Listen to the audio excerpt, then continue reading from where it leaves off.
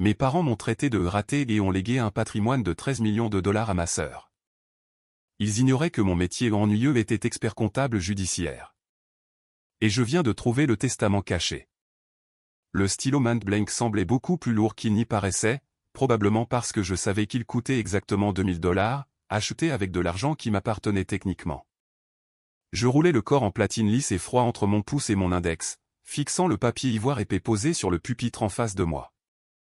Nous étions au 68e étage d'un hôtel de luxe à Manhattan. Le genre d'endroit où l'air lui-même sent l'argent ancien, la cire à parquet et les secrets coûteux.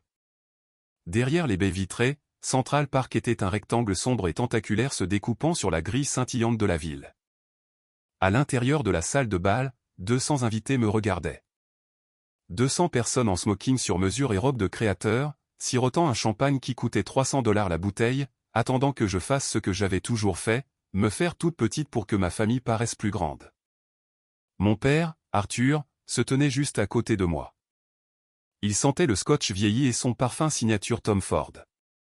Il s'est penché près de moi, sa voix prenant ce ton doux et persuasif qu'il réservait aux négociations de conseil d'administration et à la manipulation de sa fille aînée.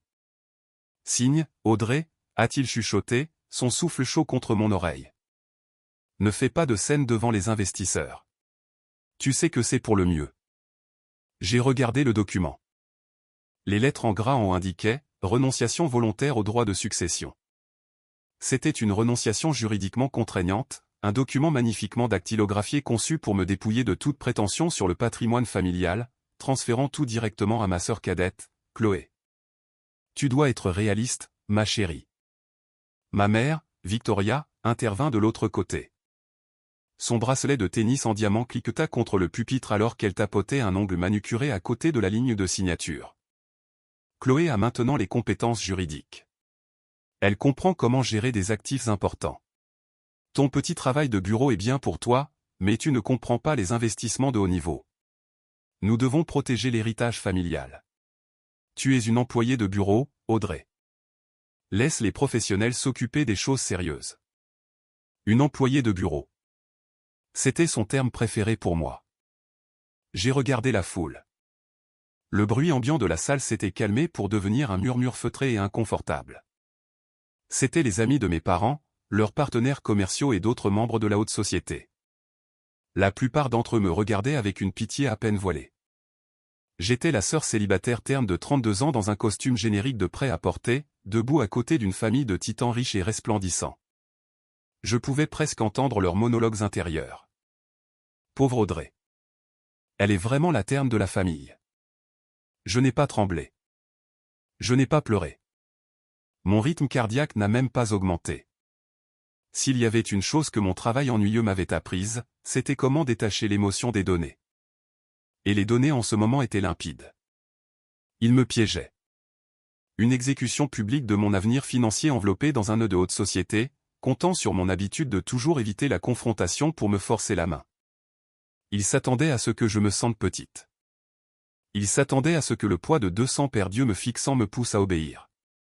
Mais debout là, écoutant le tintement des verres en cristal et le doux quatuor classique jouant en arrière-plan, je ne ressentais qu'un profond sentiment d'amusement. Signe, Audrey. Mon père a répété, son ton s'aiguisant légèrement, les gants de velours s'enlevant juste un peu. Nous sommes une famille. Nous faisons ce qui est le mieux pour la famille. Chloé est l'avenir. Ne sois pas égoïste, surtout aujourd'hui. Égoïste. C'était le comble. J'ai regardé la mâchoire tendue de mon père, le faux sourire étrange de ma mère, et enfin le stylo en platine dans ma main. Ils avaient passé toute ma vie à me convaincre que j'étais le personnage secondaire de leur grande production théâtrale. Mais ils avaient fait une erreur de calcul massive et catastrophique. Ils pensaient que j'étais juste une modeste comptable qui poussait des papiers et utilisait une calculatrice. Ils ne savaient pas que depuis 6 ans, mon titre réel était comptable judiciaire senior. Ma spécialité était de traquer la fraude d'entreprise, d'exposer les comptes offshore cachés et de détruire légalement des gens exactement comme Arthur et Victoria. Et ils n'avaient aucune idée que je savais déjà tout. Pour comprendre l'audace absolue de la renonciation posée devant moi, il faut remonter exactement 15 minutes en arrière. Toute la soirée était censée être une célébration de la remise de diplôme de Chloé de la faculté de droit de Harvard. Les invitations imprimées sur du papier cartonné gaufré étaient arrivées par coursier. Ma mère m'avait même envoyé un texto la veille de la fête en ajoutant une petite note utile. S'il te plaît, porte quelque chose de présentable, Audrey. Des gens importants seront là. Quand l'heure des discours est arrivée, mon père a pris le devant de la scène, tapotant son verre en cristal. Il était dans son élément, tenant sa cour, se prélassant dans la gloire réfléchie de son enfant prodige. Mesdames et messieurs, la voix d'Arthur a retenti à travers le système de sonorisation de pointe. Nous sommes ici pour célébrer la brillance. Nous sommes ici pour célébrer l'excellence. Nous sommes ici pour célébrer ma fille, Chloé. Chloé a flotté jusqu'à la scène dans une robe Versace sur mesure qui coûtait plus cher que ma première voiture. Elle ressemblait à un mannequin jouant le rôle d'une intellectuelle. Elle rayonnait, rejetant ses cheveux blonds parfaitement coiffés, absorbant les applaudissements comme de l'oxygène. Chloé, a poursuivi mon père, la voix pleine d'une émotion travaillée. Tu as accompli ce que peu de gens peuvent faire. Harvard Law, le monde est à toi. Et ta mère et moi croyons qu'une réussite exceptionnelle exige des récompenses exceptionnelles. De sa veste sur mesure, il a sorti une petite boîte noire et élégante. Il l'a ouverte pour révéler un nouveau porte-clés brillant. La Tesla Model S Plaid, a-t-il annoncé alors que la foule laissait échapper un halètement collectif et impressionné, parce qu'un esprit juridique brillant ne devrait pas avoir à attendre dans les embouteillages. Chloé a poussé un cri de joie, jetant ses bras autour de son cou. Les flashs puissants des photographes se sont déclenchés comme une lumière stroboscopique, mais mes parents n'avaient pas fini. Ma mère s'est avancée, tenant une épaisse enveloppe Kraft. Et parce que tu vas être une figure incontournable de cette ville, a dit Victoria, sa voix résonnant parfaitement, tu as besoin d'une forteresse. À l'intérieur de cette enveloppe se trouve l'acte de propriété de ta nouvelle maison. Un pantouse de 13 millions de dollars à Tribeca, entièrement payé. Bienvenue au sommet du monde, ma chérie. La salle a éclaté.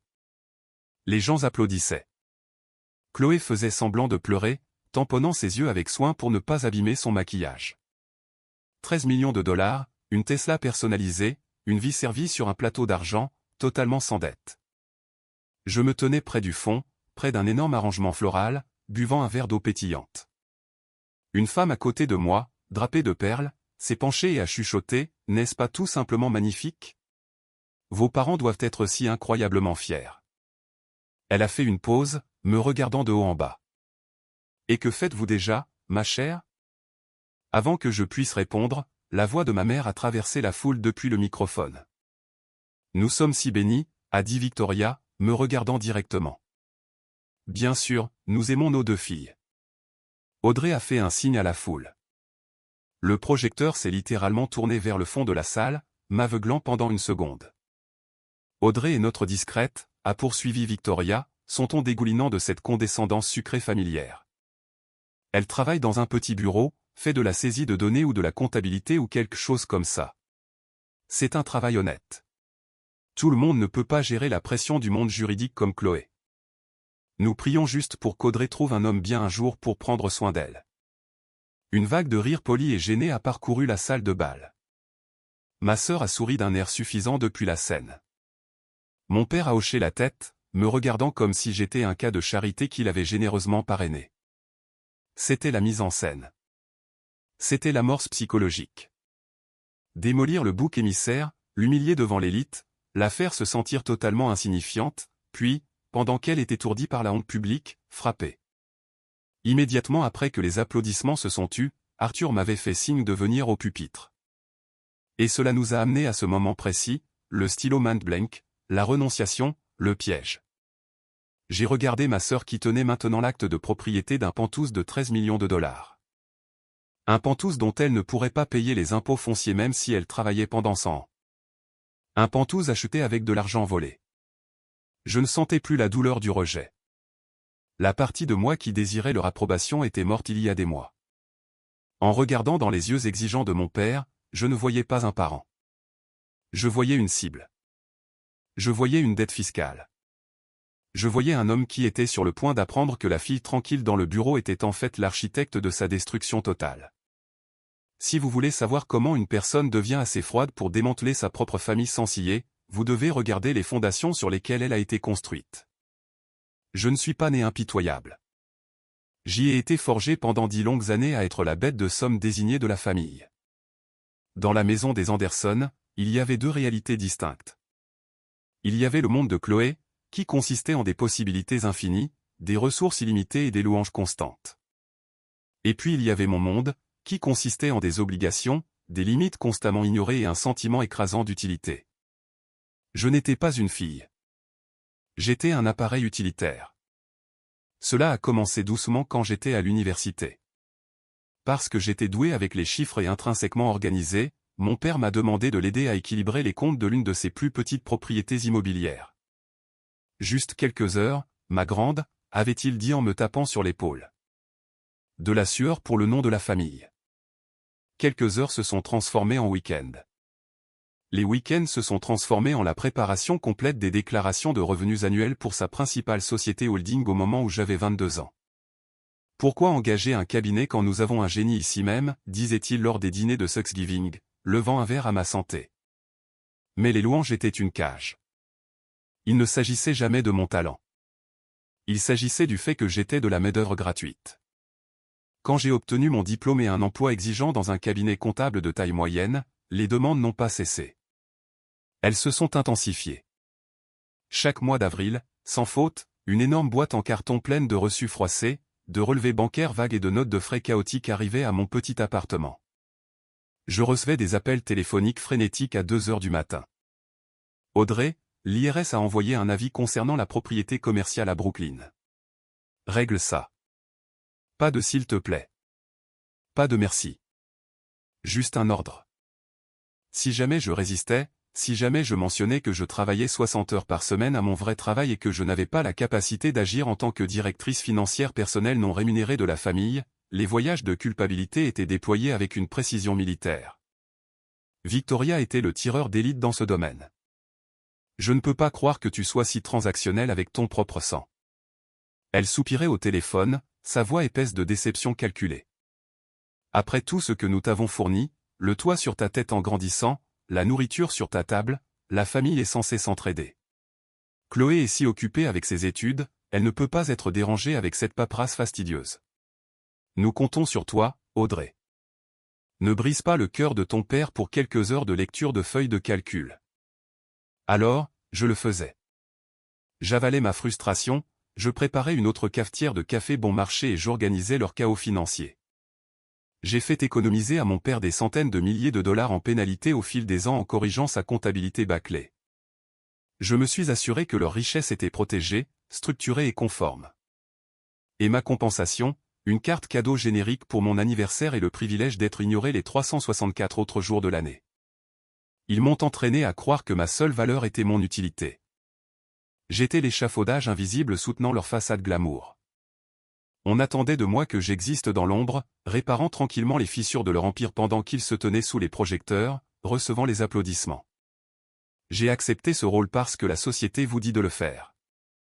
La société vous dit que la famille est tout, que vous devriez honorer vos parents, et que fixer des limites avec les personnes qui vous ont donné la vie est en quelque sorte un acte de trahison. J'ai complètement adhéré à ce récit toxique. Je pensais qu'être la bonne fille signifiait me mettre le feu juste pour les garder au chaud.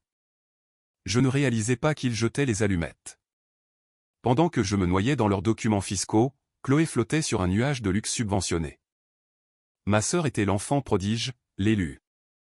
Elle était indéniablement intelligente, mais c'était une sorte d'intelligence superficielle et instrumentalisée. Elle savait comment réussir un examen, mais elle ne savait pas comment naviguer dans la réalité. Elle n'en avait pas besoin.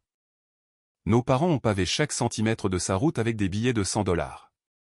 Quand elle a été acceptée à la faculté de droit de Harvard, mes parents ont organisé une fête qui rivalisait avec un petit dîner d'État. Ils ont encadré sa lettre d'acceptation en or. Ils ont payé ses frais de scolarité en totalité, en espèces. Ils lui ont loué un appartement de luxe à Cambridge pour qu'elle n'ait pas à gérer le stress des colocataires. Mais derrière les photos Instagram polies et les séances d'études de luxe, Chloé était un désastre financier. Elle traitait l'argent comme s'il était magique, se matérialisant de nulle part chaque fois qu'elle passait sa carte. Pendant sa 2e année de droit, elle m'a appelé en sanglotant. Ce n'étaient pas nos parents qu'elle appelait quand elle avait de vrais ennuis. C'était moi, la concierge de la famille. Audrey, Mes cartes sont refusées. Elle avait gémi au téléphone. Je ne comprends pas. J'ai seulement acheté quelques trucs pour un voyage de réseautage à Aspen et peut-être quelques sacs. Si papa découvre que j'ai dépassé le plafond de la carte de platine d'urgence, il va me tuer. Il a dit que c'était seulement pour les dépenses scolaires. Je me suis connecté à son portail parce que, bien sûr, je gérais aussi ses mots de passe. Elle avait accumulé 85 000 $ de dettes de carte de crédit en 6 mois en vêtements, en voyage de ski, en dîner 5 étoiles. Chloé, c'est de la folie. Lui avais-je dit, regardant l'écran avec incrédulité. Tu dépenses plus en un mois que je ne gagne en un an. Tu dois leur dire. Je ne peux pas. Elle a crié, la panique bien réelle. J'ai des examens. Ça va ruiner ma concentration. Tu es comptable, Audrey. Fais juste bouger de l'argent. Règle ça. Tu règles toujours tout. Ne sois pas si inutile. Inutile. C'est moi qui avais un emploi rémunéré, qui vivait avec un budget strict, et elle, avec 85 000 $ de dettes irréfléchies, me traitait d'inutile. Mais le conditionnement était profond. Je ne voulais pas que la famille explose. Je ne voulais pas la rage inévitable de mon père. Alors, j'ai passé une semaine à démêler son gâchis. J'ai trouvé une faille dans un fonds en fiducie familiale qui autorisait les frais de subsistance à des fins éducatives et j'ai discrètement déplacé les fonds pour effacer son ardoise. J'ai parfaitement couvert ses traces. J'ai sauvé sa réputation. A-t-elle dit merci? Non. Elle m'a envoyé un emoji pouce levé par texto et retourné poster des photos de son nouvel équipement de ski. L'illusion n'était pas seulement qu'elle pensait mériter ce style de vie. C'était qu'elle croyait sincèrement être indépendante. Elle s'asseyait au dîner de famille en faisant tourner son vin et me faisait la leçon sur l'ambition. Tu dois vraiment sortir de ta zone de confort, Audrey, disait-elle avec condescendance. Si seulement tu t'appliquais, tu ne serais pas coincé dans ce bureau déprimant. Tu dois manifester la richesse. Regarde-moi. Je construis une marque. Je construis un réseau. J'étais assise là à manger ma salade, sachant pertinemment que sa marque était entièrement financée par les transferts d'urgence que j'avais enterrés dans le grand livre. Elle jouait à une partie de Monopoly à enjeux élevés, mais elle n'avait jamais eu à être la banquière. Elle pensait que son succès était né de sa propre brillance. Elle pensait que ma médiocrité était un échec personnel. Elle n'avait aucune idée que toute son existence était un article de luxe subventionné par mon travail silencieux et acharné. Le voile n'est pas simplement tombé. Il a été arraché violemment, 6 mois avant cette fatidique fête de remise de diplôme. C'était la mi-novembre. La saison chargée pour la plupart des comptables était dans des mois, mais Arthur essayait d'obtenir un prêt commercial massif pour acheter un nouveau centre commercial dans le New Jersey. La banque exigeait un historique financier complet audité sur 5 ans de sa principale société holding, Anderson Enterprises. Fidèle à lui-même, mon père n'a pas engagé de cabinet indépendant. Il a déposé 4 disques durs cryptés sur la table de ma cuisine un mardi soir. La banque a besoin de ça pour lundi, a-t-il dit en vérifiant sa Rolex. Ça devrait être un jeu d'enfant pour toi. Fais juste en sorte que ça ait l'air bien, Audrey. J'ai besoin que le flux de trésorerie paraisse extrêmement sain. Papa, un audit complet sur 5 ans en 6 jours alors que je travaille à mon vrai travail. Avais-je protesté, l'épuisement s'installant déjà. Il m'avait juste tapoté la joue. Tu es une bête de somme, ma chérie. Tu ne dors jamais de toute façon. Fais ça et je t'emmènerai à un bon dîner de steak. Alors, j'ai fait ce que je faisais toujours. J'ai ouvert mon ordinateur portable, connecté les disques et me suis mis au travail. Mais à ce moment-là, je n'étais plus seulement une comptable junior. J'avais récemment été promu comptable judiciaire senior dans mon cabinet. Mon travail quotidien consistait littéralement à traquer des crimes financiers sophistiqués. Mon cerveau était entraîné à rechercher des schémas, des anomalies et les fils invisibles qui relient l'argent sale. La 3e nuit, fonctionnant à l'espresso et à la pure volonté, j'ai trouvé l'anomalie. Cela a commencé comme une incohérence mineure. Un virement mensuel récurrent de 25 000 $. L'argent sortait d'une société mère et disparaissait dans une société à responsabilité limitée enregistrée dans le Delaware. La LLC s'appelait Crescent Holdings. J'ai froncé les sourcils devant l'écran. Je connaissais le portefeuille de mon père sur le bout des doigts. Je n'avais jamais entendu parler de Crescent Holdings. Normalement, l'ancienne Audrey l'aurait simplement classé comme une dépense d'exploitation diverse et serait passée à autre chose. Mais la comptable judiciaire en moi ne pouvait pas laisser un angle mort exister. J'ai commencé à tirer le fil. J'ai retracé les numéros de routage. J'ai recoupé le registre du Delaware en utilisant des outils auxquels j'avais accès par mon cabinet. Crescent Holdings n'était pas une entreprise immobilière. C'était une société écran, une entité fantôme conçue uniquement pour détenir et acheminer de l'argent anonymement. Mais où allait l'argent à partir de là? J'ai creusé plus profondément, contournant les grands livres de surface que mon père avait fournis et accédant aux données bancaires brutes en arrière-plan pour lesquelles j'avais des droits d'administration hérités. J'ai passé 5 heures à écrire un script personnalisé pour suivre l'empreinte numérique de ces virements mensuels de 25 000 $. L'argent passait d'Anderson Enterprises à la société écran du Delaware, puis était acheminé directement vers une série de comptes chèques privés à haut rendement. J'ai extrait les registres de propriété de ces comptes chèques. Un compte payait l'hypothèque du Pantouse de Tribeca. Un autre compte payait les relevés mensuels de la carte American Express noire utilisée. Un troisième compte finançait un énorme portefeuille d'investissement privé au nom de Victoria. Mon père siphonnait des quantités massives de liquidités de sa propre entreprise pour financer les styles de vie extravagants de sa femme et de sa plus jeune fille, le cachant à ses partenaires commerciaux et à l'IRS. C'était un détournement de fonds d'entreprise classique enveloppé dans une dynamique familiale. Mais ce n'était pas le détail qui a arrêté mon cœur. Ce n'était pas le détail qui a brisé ma vision du monde. Parce que pour sortir de l'argent d'Anderson Enterprises, vous avez besoin d'un point d'origine légitime pour justifier la dépense dans les livres. Vous ne pouvez pas simplement faire disparaître de l'argent sans laisser de traces écrites. J'ai retracé l'origine des fonds initiaux. D'où venait l'afflux massif de liquidités qui lui permettait de saigner sa propre entreprise à blanc sans faire faillite? L'écran s'est actualisé. Le compte d'origine est apparu en texte clair et éclatant. C'était une fiducie familiale privée. La fiducie de génération William Anderson, la fiducie de mon grand-père. J'ai regardé l'écran, ma vision se brouillant. J'ai sorti les documents des bénéficiaires de cette fiducie spécifique. Mon père était le fiduciaire. Oui, il avait le contrôle administratif, mais il n'était pas le bénéficiaire. Le seul bénéficiaire de la fiducie de génération William Anderson était clairement indiqué à la ligne 4 de la charte légale. Audrey Anderson. Moi. Je suis resté assise dans le noir pendant très longtemps. La seule lumière dans mon appartement exigu et bruyant était la lueur bleue et froide de l'écran de l'ordinateur portable illuminant la preuve irréfutable de la trahison de ma famille. Il ne favorisait pas seulement Chloé. Il ne me prenait pas seulement pour acquise. Il drainait systématiquement, délibérément et illégalement des millions de dollars d'un fonds en fiducie que mon grand-père avait explicitement laissé pour mon avenir afin d'acheter des sacs de créateurs, des appartements en attique et une fausse réalité pour ma sœur. Et l'ironie ultime et écœurante, il me faisait faire la paperasse pour couvrir leurs traces. Il m'avait transformé en complice involontaire de mon propre vol. Mon grand-père, William, était décédé quand j'avais 20 ans.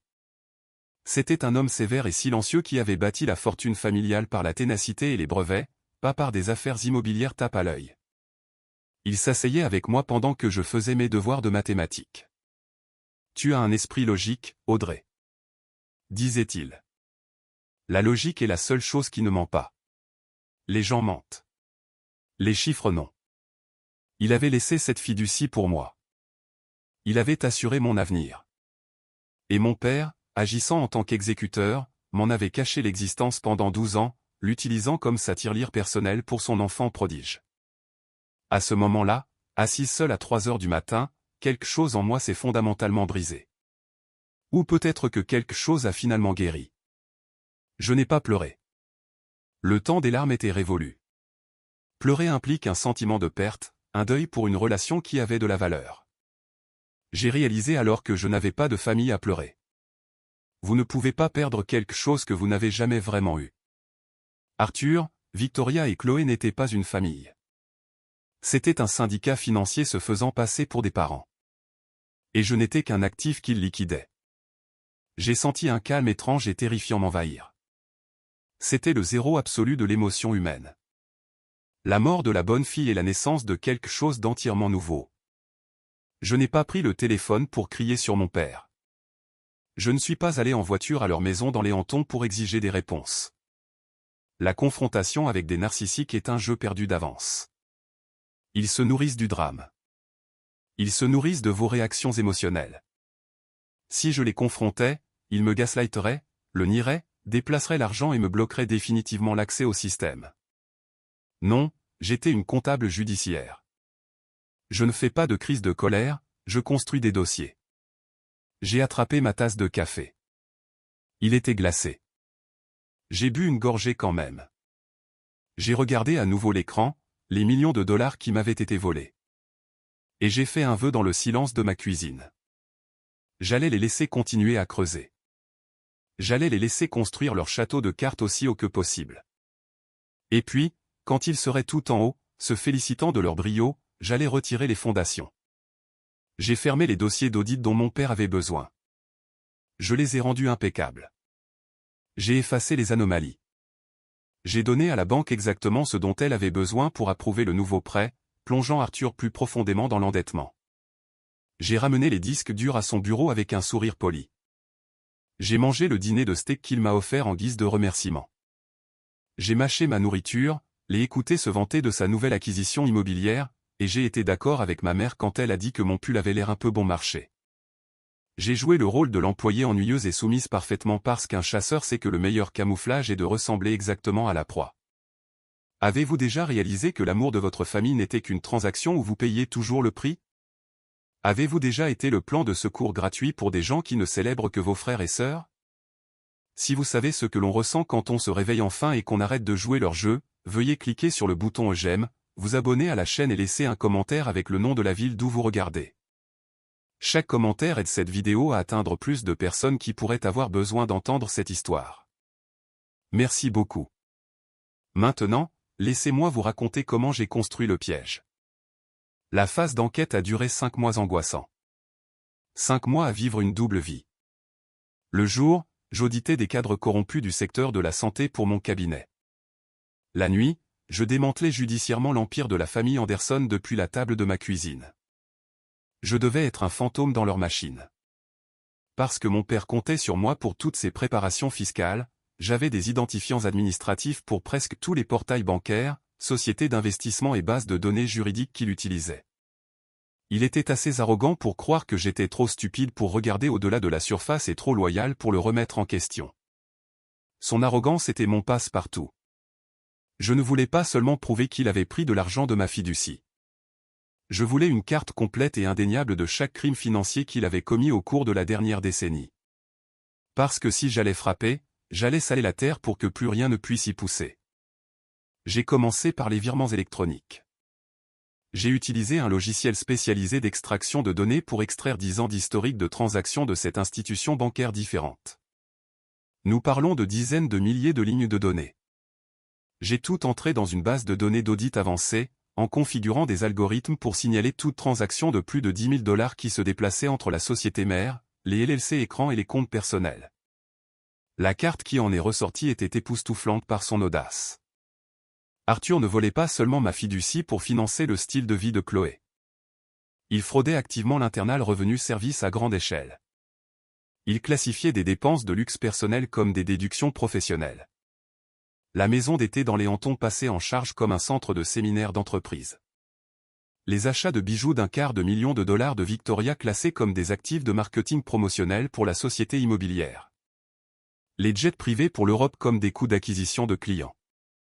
Il dégonflait artificiellement ses revenus pour éviter des millions d'impôts tout en gonflant artificiellement ses actifs pour obtenir des prêts bancaires massifs. C'était un château de cartes classique tenu par une comptabilité agressive et l'hypothèse que personne ne regarderait jamais de près. J'ai tout documenté.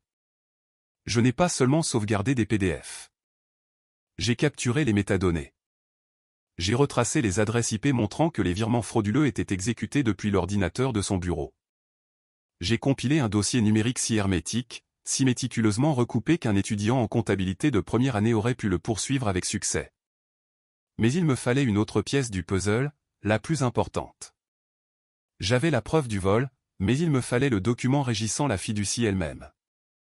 Il me fallait le testament original de mon grand-père. La version du testament que mon père avait déposée auprès du tribunal des successions il y a 10 ans était un simple document de 2 pages qui disait essentiellement « Je laisse tout à mon fils, Arthur Anderson, pour qu'il le distribue comme il l'entend ». Je savais au fond de moi que ce document était un faux. Mon grand-père, l'homme qui faisait plus confiance aux chiffres qu'aux gens, n'aurait jamais laissé un mandat vague et non contrôlé. C'était un homme de précision. Il aurait laissé des instructions à toute épreuve. J'ai scruté les métadonnées des comptes de la fiducie. J'ai cherché le nom du cabinet d'avocats qui avait initialement établi la fiducie. Ce n'étaient pas les avocats actuels de mon père.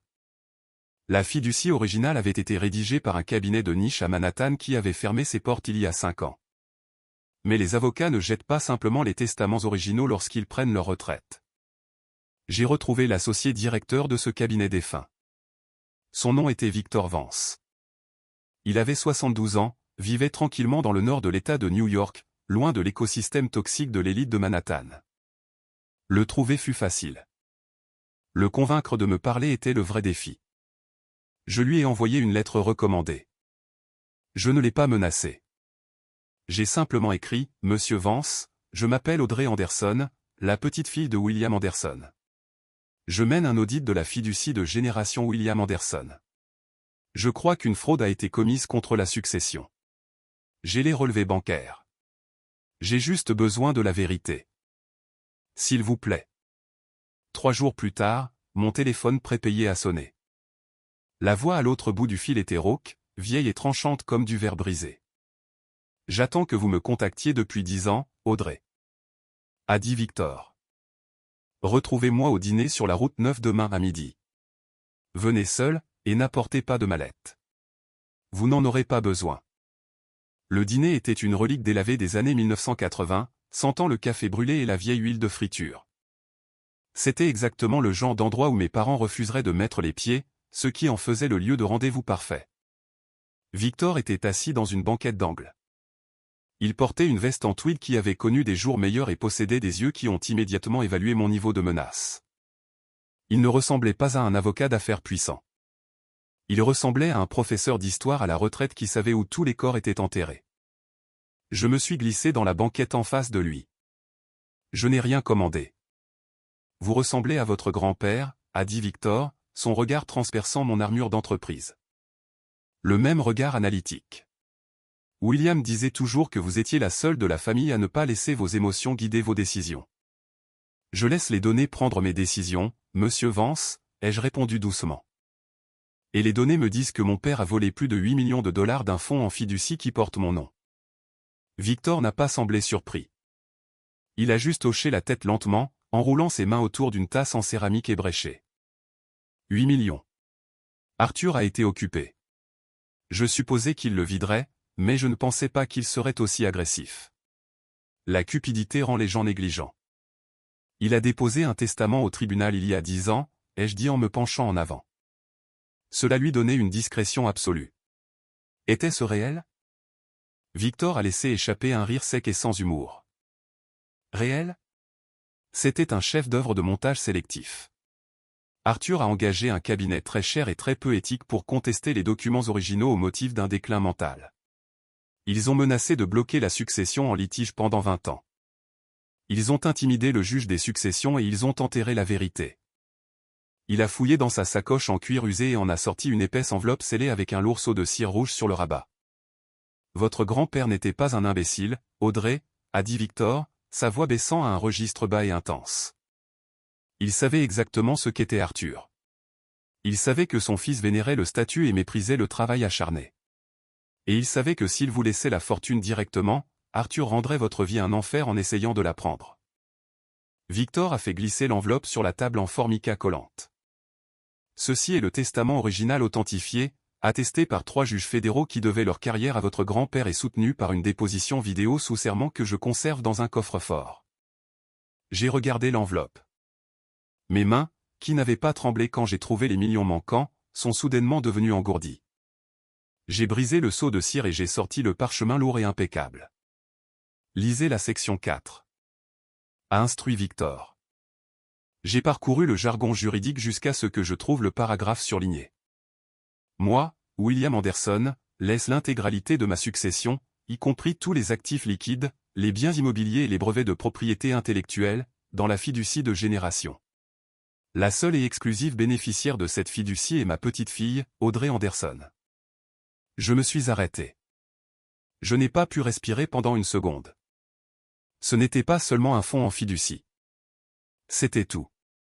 Toute la fortune des Anderson. Continuez à lire, a commandé doucement Victor.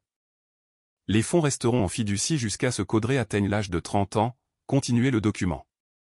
Pendant ce temps, Arthur Anderson pourra agir en tant que fiduciaire administratif à la condition stricte que les fonds ne puissent être accessibles que pour la santé, l'éducation et le bien-être d'Audrey Anderson. Tout détournement de ces fonds vers toute autre partie, y compris Arthur Anderson ou Chloé Anderson, constitue une violation de l'obligation fiduciaire. J'ai levé les yeux vers Victor. Il a enfreint les termes. Il les a enfreints 1 millier de fois. Oui, il l'a fait. A convenu Victor. Mais votre grand-père savait qu'il le ferait. Il a tendu un piège. Il voulait donner à Arthur assez de cordes pour se pendre. Regardez la clause finale. Section 7, la clause de coercition. J'ai baissé les yeux sur le papier. Si Arthur Anderson ou tout membre de la famille tente de contraindre, manipuler ou forcer légalement Audrey Anderson à renoncer à ses droits sur cette succession, la fiducie est immédiatement dissoute.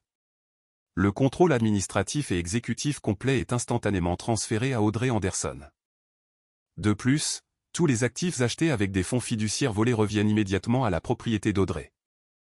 Le dîner a disparu. L'odeur de café s'est évanouie.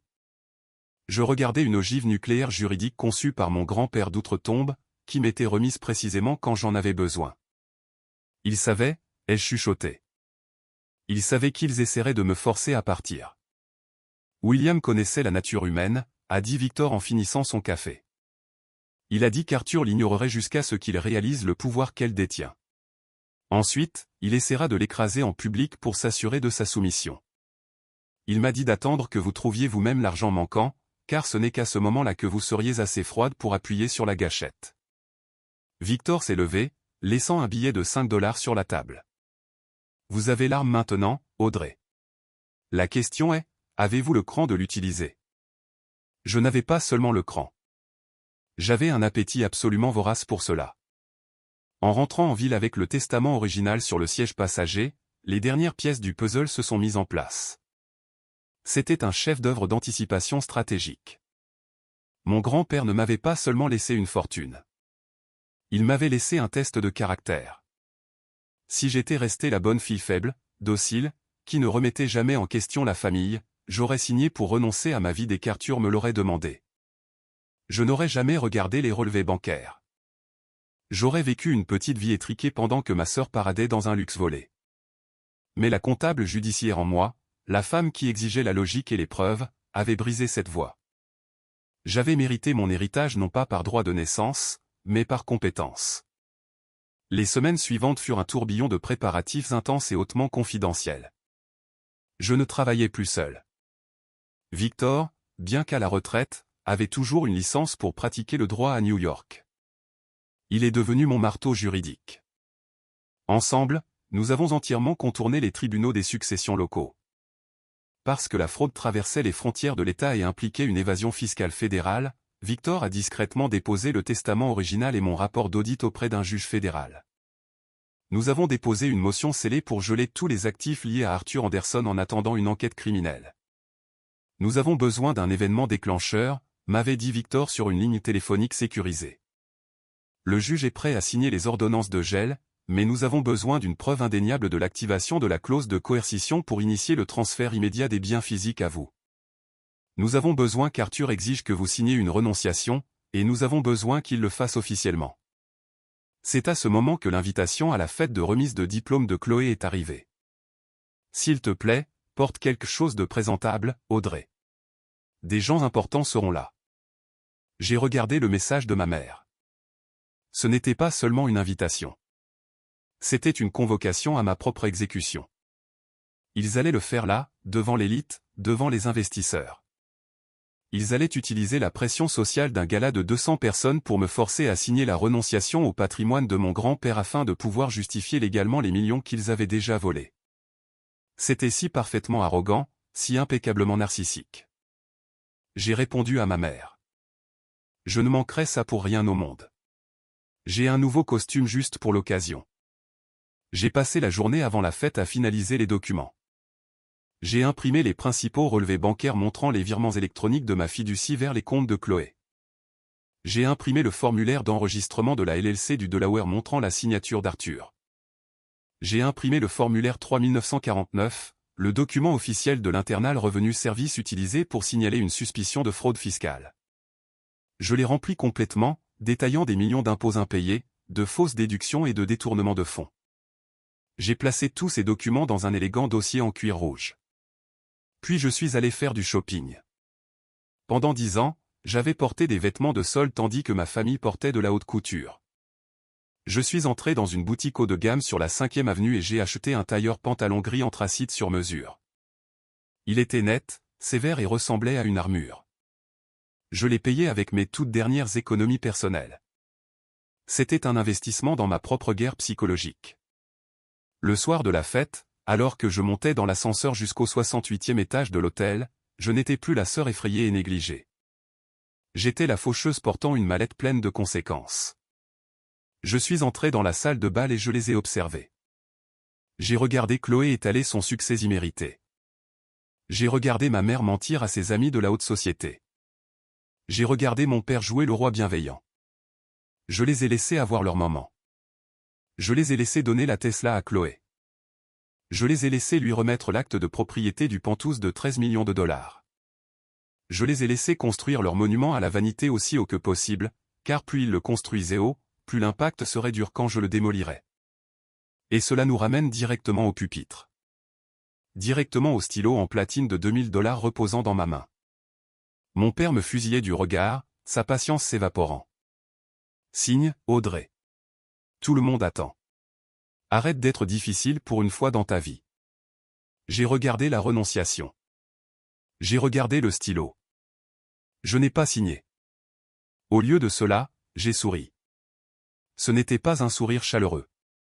C'était le sourire d'un prédateur qui avait enfin refermé ses mâchoires sur le cou de sa proie. J'ai posé le stylo main blank sur le bois poli du pupitre. Il a fait un clic sec et définitif qui a résonné à travers le microphone. Non, ai-je dit. Ma voix n'était pas forte, mais elle a parfaitement porté à travers la salle de bal silencieuse. Le visage d'Arthur a eu un tic. Il s'est penché, ses yeux flamboyants d'une fureur paniquée soudaine. « Qu'est-ce que tu viens de me dire ?» J'ai dit « Non, Arthur », ai-je répondu, m'éloignant légèrement de lui pour que toute la salle puisse voir la distance entre nous. Je ne signe pas cette renonciation. En fait, je ne ferai plus jamais ta paperasse. Mais puisque nous avons tous tes principaux investisseurs et membres du conseil d'administration dans la salle ce soir, je pense qu'il y a des affaires financières que nous devrions clarifier. J'ai tendu la main et j'ai pris le dossier en cuir rouge que j'avais caché sur l'étagère inférieure du pupitre. Tu vois, papa, ai-je dit, ma voix stable et froide comme la glace. Tu sembles avoir oublié ce que je fais réellement dans la vie. Mon père m'a regardé, et pour la toute première fois en 32 ans de ma vie, j'ai vu son masque soigneusement construit glisser. C'était un changement microscopique, un resserrement soudain au coin de ses yeux et une subtile chute de sa mâchoire. Mais pour une comptable judiciaire entraînée à remarquer les plus petites anomalies, c'était aussi fort qu'une sirène. La veine sur le côté droit de son front, celle qui n'apparaissait que lorsqu'un entrepreneur menaçait de poursuite judiciaire ou qu'une banque retardait un prêt, a commencé à pulser visiblement sous sa peau. Pendant 10 longues et épuisantes années, j'avais été la variable prévisible et silencieuse de sa grande équation. J'étais la machine fiable qui traitait son désordre, remplissait ses déclarations de revenus, corrigeait ses erreurs et restait tranquillement dans le coin de chaque photo de famille. Les machines ne répondent pas. Les machines ne vous humilient certainement pas devant vos investisseurs les plus prestigieux, les membres de votre conseil d'administration et vos amis de la haute société. Audrey. Arthur a sifflé. Sa voix était incroyablement basse, un murmure venimeux spécifiquement calibré pour contourner le microphone posé sur le pupitre entre nous. Il a penché son poids corporel vers moi, essayant d'utiliser sa taille physique pour jeter une ombre sur mon espace. As-tu complètement perdu la tête? Pose ce dossier et signe le papier tout de suite. Tu te ridiculises complètement et tu mets ta sœur dans l'embarras le jour de sa fête. Je n'ai pas reculé. Je ne me suis pas ratatiné. Au lieu de cela, j'ai tendu la main et j'ai tapoté la tête du microphone avec mon index. Un grincement aigu et strident de Larsen a résonné violemment à travers l'immense salle de bal, rebondissant sur les murs drapés de soie et les plafonds de 30 pieds. Plusieurs femmes au premier rang, drapées dans des robes de créateurs sur mesure, ont grimacé et se sont bouché les oreilles. Le brouhaha ambiant des 200 invités fortunés s'est tu instantanément. Le tintement des flûtes de champagne en cristal s'est arrêté. J'avais leur attention totale et absolue. Je ne pense pas être celle qui se ridiculise, papa, ai-je dit. Ma voix était parfaitement stable, amplifiée par le système de sonorisation de pointe pour que chaque personne dans cette salle puisse l'entendre. J'ai veillé à articuler chaque syllabe. Tu viens de te tenir à ce même pupitre et de dire à toute cette salle que je suis une simple employée de bureau. Tu as dit à tes amis et à tes collègues que je ne comprends pas les investissements de haut niveau et que je n'ai pas la capacité de gérer le patrimoine familial. Mais je pense qu'il est incroyablement important pour tes partenaires commerciaux, tes investisseurs privés et les membres de ton conseil d'administration assis dans cette salle ce soir de savoir exactement ce que je fais dans la vie. Un silence profond et étouffant s'est abattu sur le 68e étage de l'hôtel.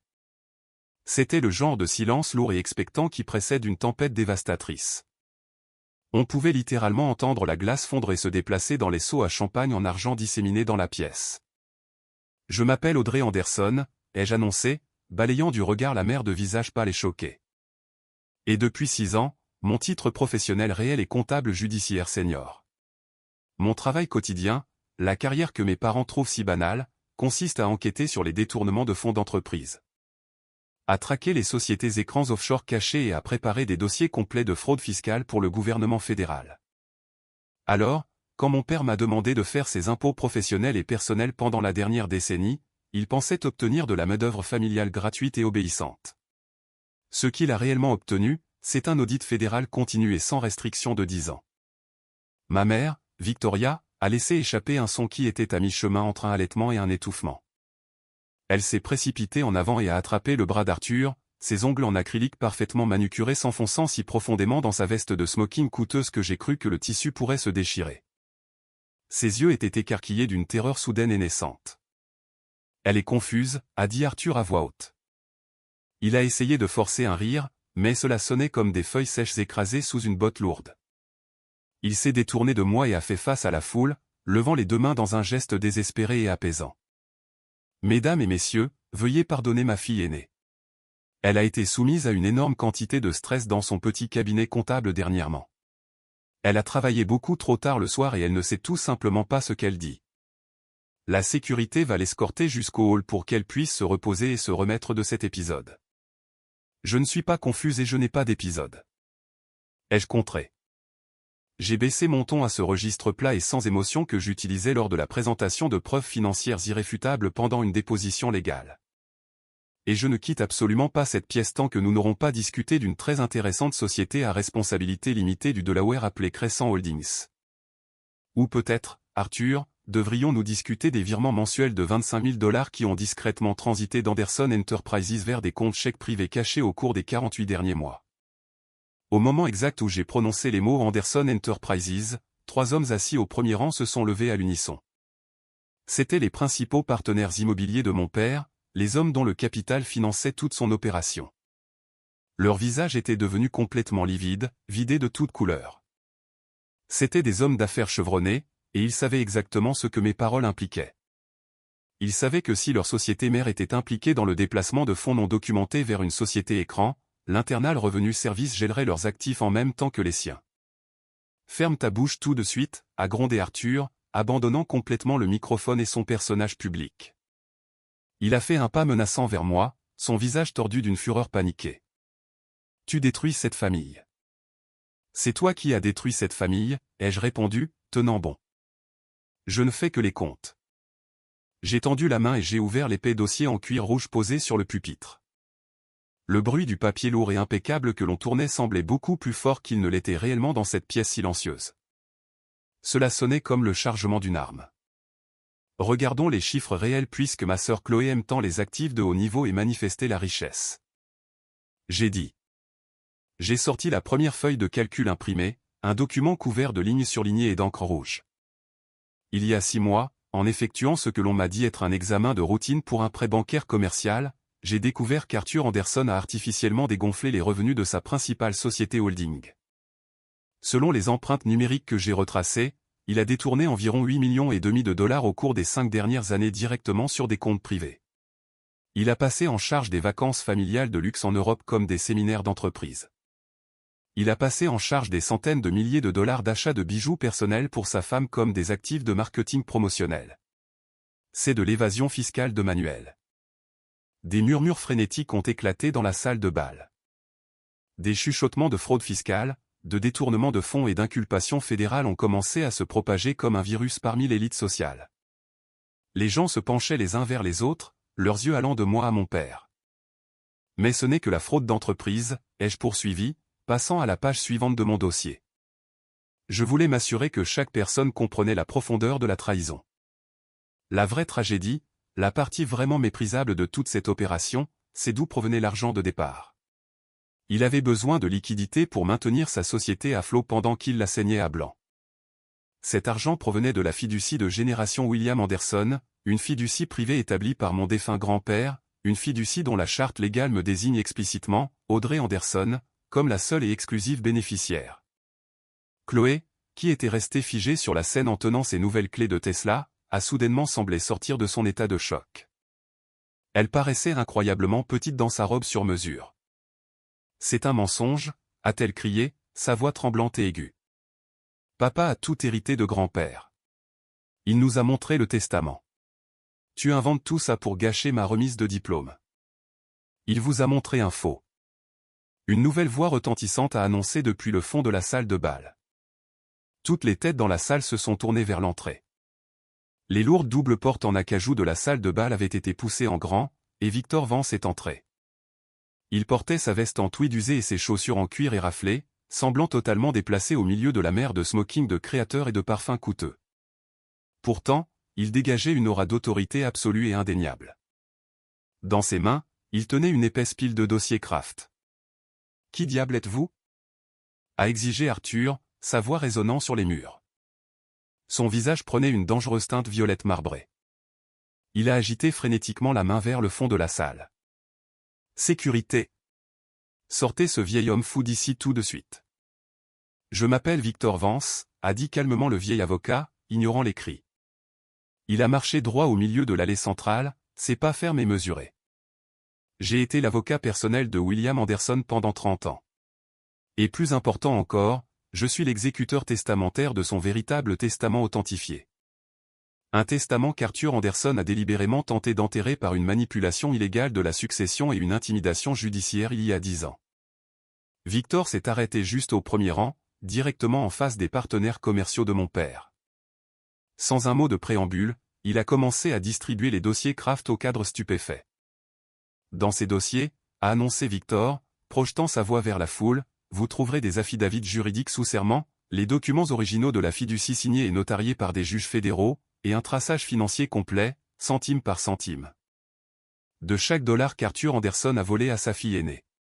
Le pantouse de 13 millions de dollars qu'il vient d'offrir à sa plus jeune fille il y a 5 minutes, acheté entièrement avec des fonds fiduciaires volés. La voiture de luxe, des fonds volés. Je parierais même que le champagne même que vous buvez tous ce soir a été payé en fraudant un bénéficiaire désigné.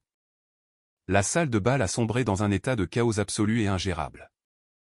Les gens posaient frénétiquement leurs verres sur les tables les plus proches, agissant comme si les verres en cristal allaient physiquement leur brûler les mains. Personne dans les hautes sphères de la société ne veut être photographié à une fête financée par un vol qualifié. C'est un coup fatal pour leurs relations publiques. J'ai regardé mon père. Le roi arrogant et intouchable de l'immobilier new-yorkais avait complètement disparu. À sa place se tenait un homme pâle, transpirant abondamment, qui venait de réaliser que les murs imprenables de son empire étaient en fait faits de papier hautement inflammable. Et je venais de laisser tomber une allumette allumée en plein milieu. Quand un narcissique est acculé avec des preuves indéniables et documentées de ses crimes, il ne s'excuse pas. Il ne ressent pas de remords sincères ni ne prend la responsabilité des dommages qu'il a causés. Au lieu de cela, il exécute instinctivement un mécanisme de défense psychologique connu dans mon domaine sous le nom de Darvo. Nier, attaquer, et inverser la victime et l'agresseur. Il tente immédiatement de manipuler le récit pour vous faire passer pour le méchant cruel et déraisonnable pour avoir eu l'audace de leur demander des comptes. Ma mère, une maîtresse de la manipulation émotionnelle, a été la première à déployer la tactique. Victoria s'est précipitée sur le podium, son visage se décomposant en une expression d'agonie théâtrale profonde. Des larmes coulaient sur son visage, ruinant son fond de teint impeccable et faisant couler son mascara coûteux. Elle a tendu la main et a attrapé mon bras, sa prise étonnamment forte et désespérée.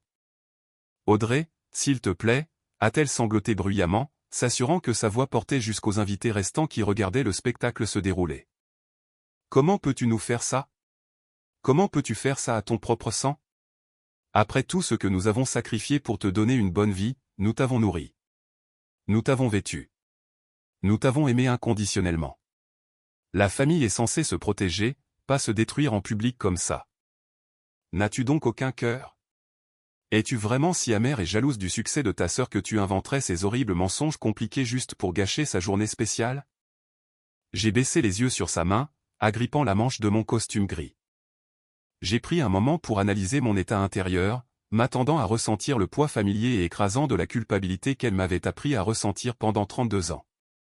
Mais je n'ai ressenti absolument rien. Il n'y avait pas de culpabilité.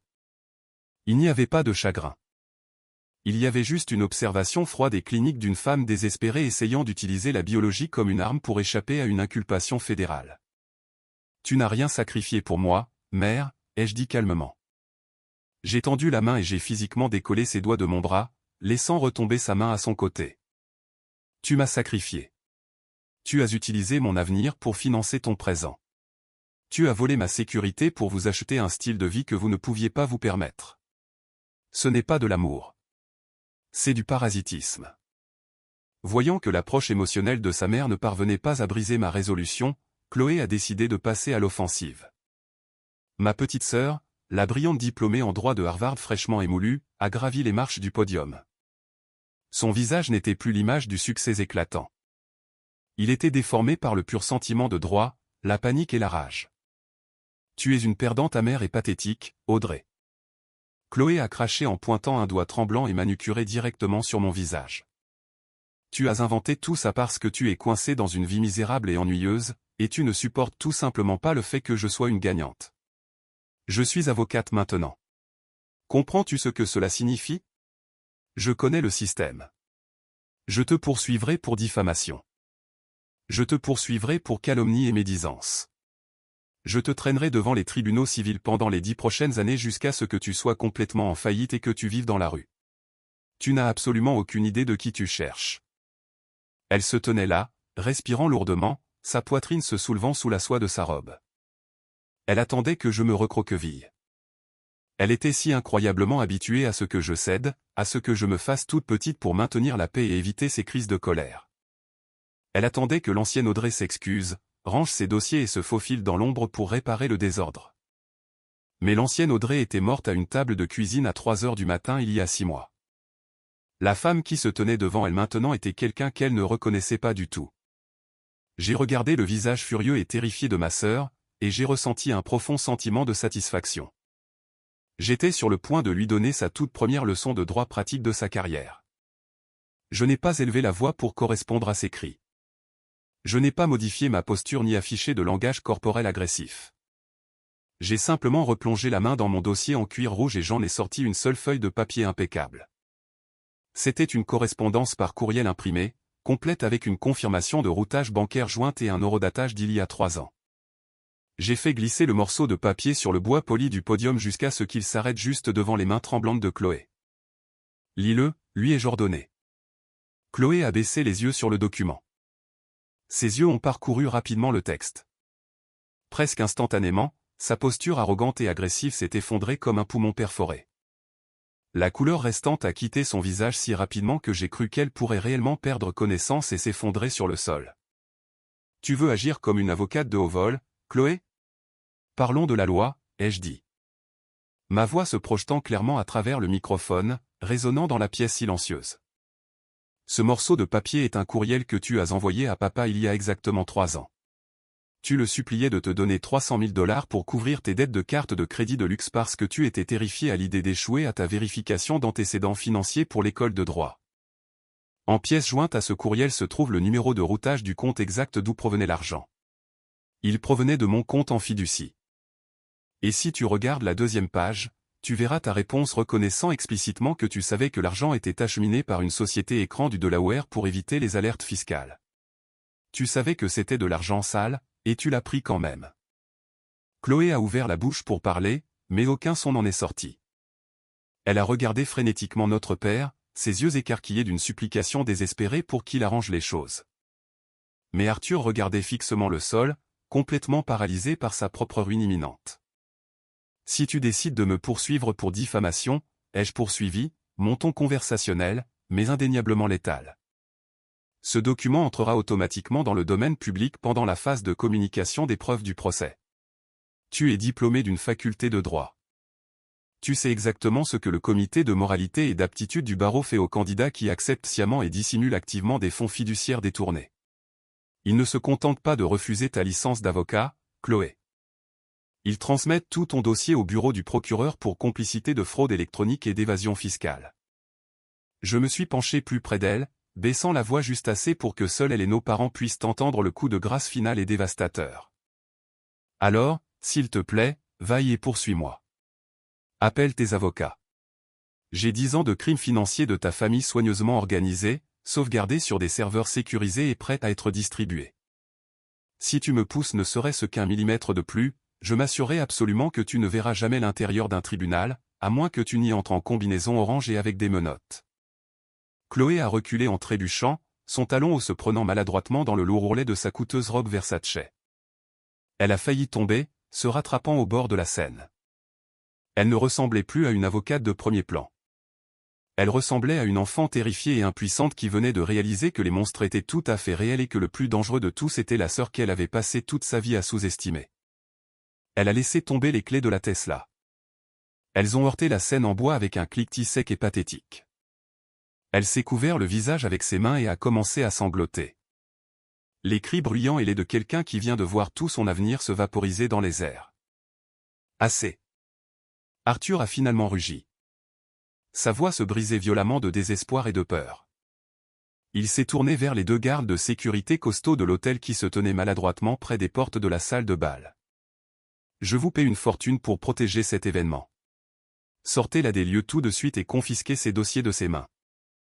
Les gardes ont fait un pas hésitant en avant, échangeant des regards incertains. Ils avaient l'habitude de gérer des invités ivres, pas des lanceurs d'alerte d'entreprises détenant des preuves fédérales. Victor Vance s'est placé directement devant eux, brandissant son téléphone portable comme un bouclier. Je vous déconseille vivement de faire un pas de plus, a averti Victor aux gardes, sa voix rayonnant d'autorité juridique. À moins que vous ne vouliez tous les deux être formellement accusés de complicité de falsification de preuves dans une enquête fédérale active. Avant que les gardes ne puissent décider quoi faire, une sonnerie aiguë et répétitive a percé l'air lourd et tendu de la salle de bal. C'était le téléphone portable d'Arthur qui vibrait violemment dans la poche de poitrine de son smoking. Il l'a d'abord ignoré, sa poitrine se soulevant alors qu'il me fusillait du regard. Mais ensuite, le sac à main incrusté de diamants de ma mère a commencé à vibrer. Puis l'un des partenaires commerciaux au premier rang a vérifié son téléphone, ses yeux s'écarquillant d'horreur absolue avant de le remettre rapidement dans sa poche et de se diriger droit vers la sortie. Arthur a lentement sorti son téléphone.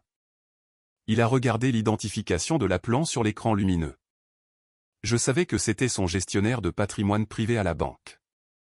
Ses mains tremblaient si fort qu'il pouvait à peine faire glisser l'écran pour répondre à l'appel. Oui, a chuchoté Arthur dans le téléphone, le pressant contre son oreille. La salle de bal était assez silencieuse pour que ceux d'entre nous qui se tenaient près de la scène puissent entendre la petite voix frénétique du banquier à l'autre bout du fil. Je savais exactement ce qu'il disait parce que je savais exactement ce que Victor et moi avions déposé auprès du juge ce matin-là. Gelé, a suffoqué Arthur, ses genoux ont physiquement fléchi, et il a dû s'agripper aux côtés de la scène pour ne pas tomber. Que voulez-vous dire par tous? Les comptes d'entreprise, les lignes de crédit personnel, les avoirs offshore. Vous ne pouvez pas faire ça. J'ai une énorme masse salariale à payer lundi. Il a écouté pendant encore 10 secondes atroces. Son visage a pris une teinte grisâtre et translucide écœurante. Un mandat fédéral, a-t-il murmuré.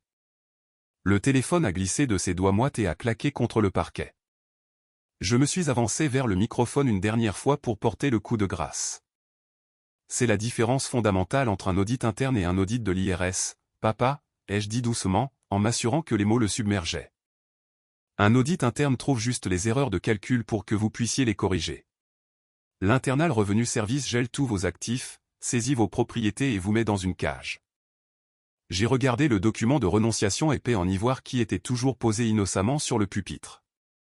Je l'ai pris, je l'ai déchiré nettement en deux, et j'ai laissé les morceaux flotter sur le sol comme des feuilles mortes. Oh, et concernant la clause de coercition dans le testament de mon grand-père, ai-je ajouté en regardant Victor. Déclenché et exécuté, a confirmé Victor à voix haute pour la salle. En tentant de forcer Audrey à signer pour renoncer à ses droits légaux en public, Arthur Anderson a légalement renoncé à toutes ses revendications administratives. La fiducie de génération William Anderson, ainsi que tous les actifs physiques achetés par elle, y compris le Pantouse de Tribeca et le véhicule Tesla, reviennent à la propriété unique et exclusive d'Audrey Anderson, avec effet immédiat. J'ai regardé Chloé, qui fixait le sol, pleurant de manière incontrôlable. J'ai regardé ma mère, qui serrait son sac de créateur vide comme s'il pouvait la protéger. Et j'ai regardé mon père, un homme brisé et vaincu qui avait échangé sa fille contre des dollars et s'était retrouvé avec absolument ni l'un ni l'autre. Garde le stylo, papa, ai-je dit en désignant le Maintblank. Tu vas avoir besoin de quelque chose pour écrire quand tu rempliras ta demande d'aide juridictionnelle. Je me suis retourné, j'ai pris mon dossier en cuir rouge et j'ai descendu l'allée centrale. La foule s'est écartée pour moi comme la mer Rouge. Personne n'a dit un seul mot. L'élite, les riches, les arrogants. Ils ont tous reculé, absolument terrifiés par la femme tranquille au costume bon marché qui venait de réduire une dynastie en cendres avec rien d'autre qu'une pile de papier. Derrière moi, l'exode massif a commencé. La fête de la décennie était officiellement devenue une scène de crime. Les retombées de cette nuit furent spectaculaires, rapides et totalement dépourvues de pitié. 3 mois plus tard, le nom de la famille Anderson ne figurait plus dans les pages mondaines ou les magazines immobiliers de luxe. Il était éclaboussé sur la première page de la section des crimes financiers de tous les grands journaux de la ville. L'Internal Revenue Service ne plaisante pas lorsqu'il s'agit de 8,5 millions d'impôts impayés et de déductions d'entreprises frauduleuses. Ils ont déferlé sur Anderson Enterprises comme un essaim de criquets en colère. Chaque disque dur du bureau de l'entreprise a été saisi par des agents fédéraux. Chaque grand livre, chaque reçu et chaque serveur de messagerie a été exhaustivement audité. Et parce que j'avais fait un travail si méticuleux pour cartographier les crimes pour eux dans mon dossier, les procureurs fédéraux n'ont même pas eu à travailler dur pour obtenir les inculpations. Les chiffres ont parlé d'eux-mêmes. Arthur a tenté de contester les accusations au début. Il a engagé une équipe de défense coûteuse à crédit et a essayé de négocier un accord de plaidoyer, affirmant qu'il n'était qu'un homme d'affaires confus qui avait fait confiance aux mauvais comptables. Mais la trace écrite numérique que j'ai laissée a prouvé une malveillance préméditée indéniable. Faisant face à des décennies de prison s'il allait au procès, il a finalement plaidé coupable à plusieurs chefs d'accusation de fraude électronique, d'évasion fiscale et de détournement de fonds d'entreprise. Il a été condamné à 7 ans dans un établissement correctionnel fédéral. Lors de l'audience de détermination de la peine, le juge a explicitement cité sa tentative cruelle de contraindre publiquement sa propre fille comme un facteur principal pour refuser toute demande de clémence. Les portefeuilles d'investissement privés de Victoria ont été entièrement liquidés par le gouvernement pour payer les énormes pénalités fiscales fédérales et les restitutions. Sans argent, sans statut social et avec un mari en prison fédérale, son monde glamour soigneusement construit s'est évaporé du jour au lendemain. Ses riches amis du country club ont immédiatement cessé de répondre à ses appels.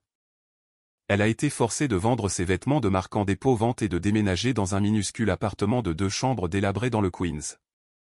Ironiquement, c'était dans le même quartier où je vivais quand elle se moquait constamment de mon salaire. Et Chloé. La chute de l'enfant prodige fut une leçon de réalité brutale et impitoyable. Le prestigieux cabinet d'avocats de Manhattan qui lui avait fièrement offert un salaire de départ de $200 000 a formellement retiré son offre le matin même après la fête de remise de diplôme. La communauté juridique de la ville est incroyablement petite, et les rumeurs voyagent vite. Aucun cabinet respectable ne veut d'une associée de première année dont le nom est publiquement lié à un énorme scandale de détournement de fonds fédéral impliquant la fiducie de sa propre famille.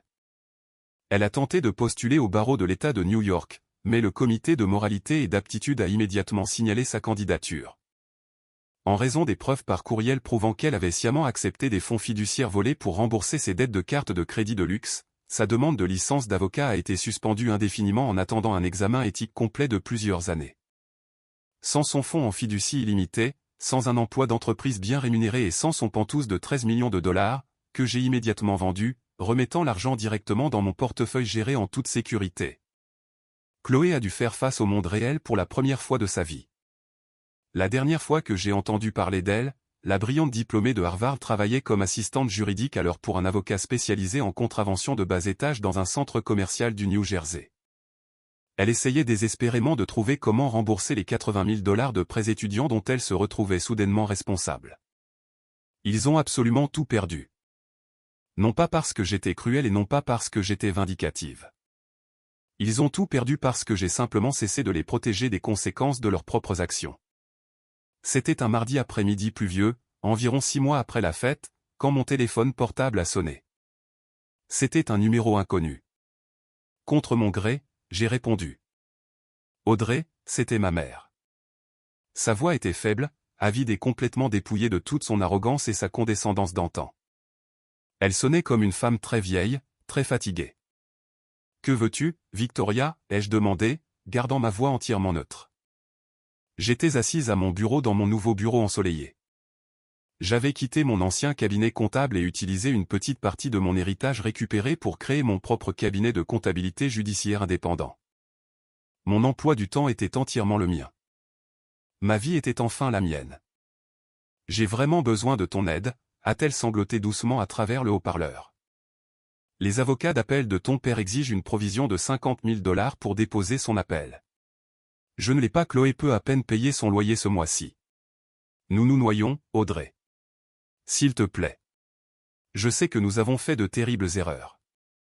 Je sais que papa est allé beaucoup trop loin, mais nous sommes toujours ta famille.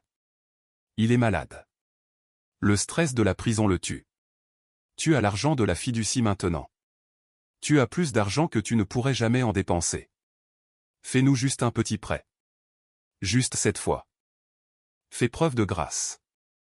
Je me suis penché en arrière dans mon fauteuil ergonomique et j'ai écouté la pluie frapper la vitre de la fenêtre de mon bureau. Il y a 10 ans, ce discours exact m'aurait écrasé d'une culpabilité écrasante. J'aurais vidé mes maigres économies pour les sauver. J'aurais cru au récit toxique selon lequel ma valeur en tant qu'être humain était intrinsèquement liée à ma capacité à les sauver de leur propre désastre. Mais j'avais audité ce grand livre émotionnel et je l'avais trouvé entièrement en faillite. Tu ne m'appelles pas parce que tu m'aimes, Victoria, ai-je dit calmement, ma voix stable et inébranlable. Tu m'appelles parce que je suis le seul et unique distributeur automatique qu'il te reste. Vous n'avez pas fait d'erreur. Vous avez orchestré un vol de 10 ans. Vous avez volé l'héritage de mon grand-père pour vous acheter une fausse vie. Et quand vous vous êtes finalement fait prendre, vous avez essayé de me détruire devant 200 personnes. Audrey, s'il te plaît, et un cœur, a-t-elle gémi, le désespoir atteignant son paroxysme. J'ai un cœur, ai-je répondu. Mais j'ai aussi des limites. Et ma limite est que je ne négocie pas avec des parasites. Le système pénitentiaire fédéral a ses propres comptables pour gérer les fonds de la cantine d'Arthur. Je te suggère fortement de commencer à chercher un emploi. N'appelle plus jamais ce numéro. J'ai raccroché le téléphone. Je n'ai pas seulement bloqué son numéro. J'ai contacté mon fournisseur de services et j'ai entièrement changé mon numéro de téléphone. Le même après-midi, j'ai instauré une politique permanente de contact zéro absolu. Je ne l'ai pas fait par méchanceté. Je l'ai fait par instinct de survie. Les narcissiques ne changent pas quand ils perdent. Ils cherchent simplement de nouvelles façons créatives de manipuler le récit. Je refuse d'être un personnage de leur histoire plus longtemps. Quelques semaines plus tard, Victor Vance est venu en ville. Nous nous sommes retrouvés dans un café chic et tranquille surplombant Central Park, non loin de l'hôtel où l'Empire était tombé. Je lui ai offert un café noir et une pâtisserie. Il avait l'air en meilleure santé, profondément amusé par toute la situation. Ton grand-père serait incroyablement fier de toi, Audrey, a dit Victor, remuant lentement son café. Il a toujours craint que ta gentillesse et ton sens du devoir ne soient ta chute ultime. Ils voulaient que tu apprennes à être impitoyable quand c'était absolument nécessaire. Je ne suis pas impitoyable, Victor. J'ai souri en regardant les arbres verts se balancer dans le vent. Je suis juste incroyablement organisé. J'ai tout mis exactement là où ça devait être. L'argent est retourné dans la fiducie. Les criminels sont allés en prison. Et l'enfant prodige est finalement allé travailler. J'ai acheté une maison en banlieue. Ce n'est pas un pantouse de 13 millions de dollars. C'est une maison tranquille de 4 chambres avec un immense jardin et une véranda qui fait le tour. C'est incroyablement paisible. Personne ne me demande de régler leurs impôts à minuit. Personne ne compare mon salaire à celui de quelqu'un d'autre. Parfois, la vengeance la plus dévastatrice est simplement de retirer votre travail, de leur présenter la facture de leurs actions et de vous éloigner dans une vie belle et tranquille qu'ils ne pourront jamais toucher. Avez-vous déjà réalisé que l'amour de votre famille n'était qu'une transaction où vous payez toujours le prix? Avez-vous déjà été le plan de secours gratuit pour des gens qui ne célèbrent que vos frères et sœurs?